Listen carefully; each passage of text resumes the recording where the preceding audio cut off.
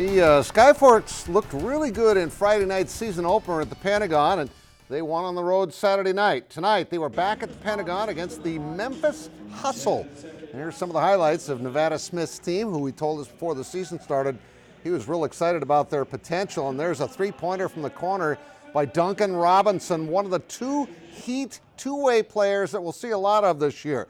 Now, going back the other way was Brandon Goodwin, three-point play.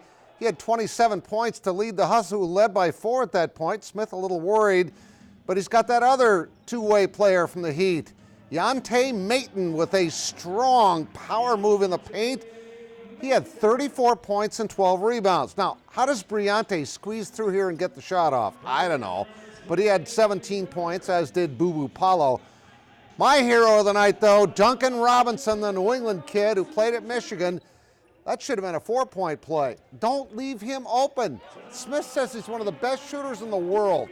We saw that tonight. He had 7 three-pointers, 29 points, and the Skyforce win a thriller, 126 to 125. Those are the kind of games you just love to watch.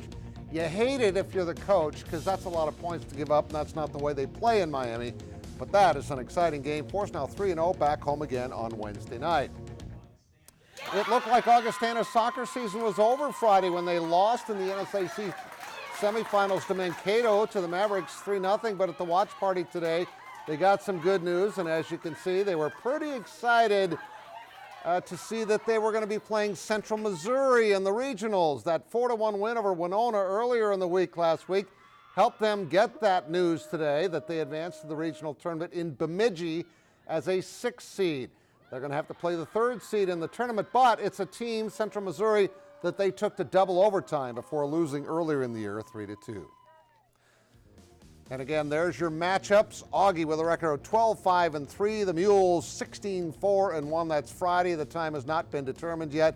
Augie's been to 4 of these over the last 5 years. Although Caden Burley's Canton Seahawks fell just 1 win short of the Dome, his season was one for the record books. Zach Borg has more on our Carl's TV and Appliance Athlete of the Week. It's a good thing that Caden Burley has a passion for pigskin. It's one of the best feelings you have in your high school career, for sure. Well, so far I have. It's just, football is just a lot different. It's just so much energy and excitement. Because the junior plays plenty of it at Canton. As in every snap. He does everything for us. Really fun to coach a player like that. On offense, Verley is a dangerous running back that also splits out at wide receiver and can play quarterback. On defense, he's their top cornerback.